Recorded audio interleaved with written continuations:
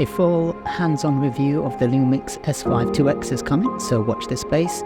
If you have any comments or suggestions of things you'd like for me to talk about in my review, please do put them below, and I look forward to seeing you all on the next one.